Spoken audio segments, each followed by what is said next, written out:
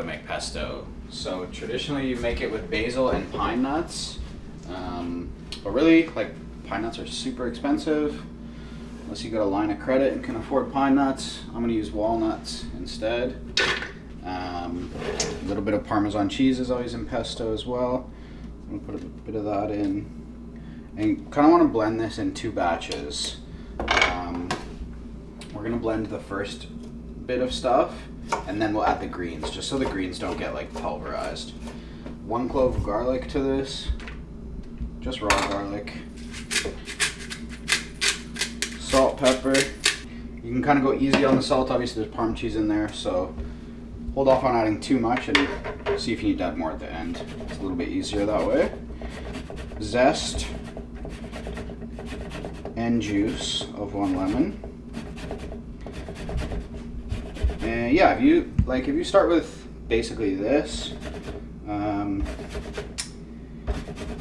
you don't even have to use you don't have to use walnuts. You could also do it. You could make like a Vietnamese pesto and use peanuts and cilantro for the greens. You can use almonds if you want, almonds and arugula. You just kind of need this base and some greens, and then you can kind of have fun with it and see which variations you like best. You can obviously make this ahead of time, and yeah, use it for pasta. The white wine cream pasta that I posted, this would go really well with.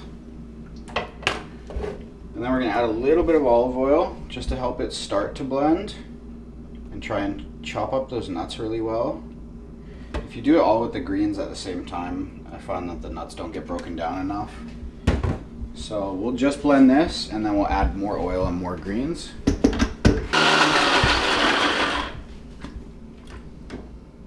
Nice, so we got it started. I don't know if you can see in there, but we got kind of a rough chop on everything.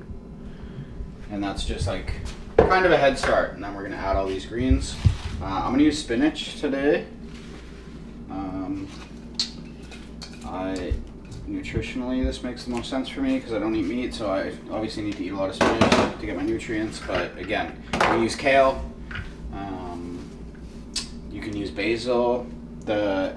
Traditionally it's basil. This is also flat leaf parsley. Traditionally it's basil, but you'll find most grocery stores just have that stupid little pack of basil, and like you would need, like, to make this much pesto, you would need like 15 of those, and they're like $3 each. So it's like just kind of almost way better to figure it out with another type of green and achieve the same type of thing.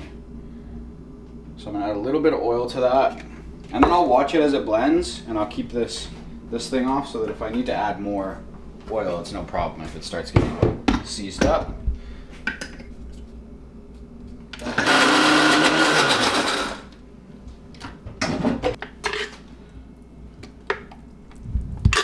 That's kind of the base rules for it, but yeah, have fun with it. Once you get it all out, just make sure that you're okay with the seasoning. I'm gonna put a little more salt in there. Give it a little more of that lemon.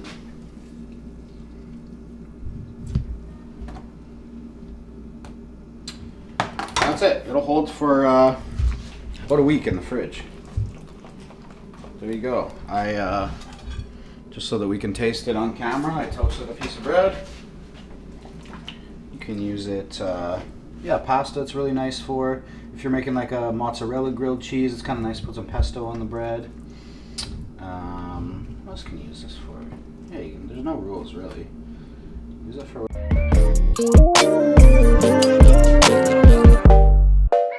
Whoa, pesto and bread's fucking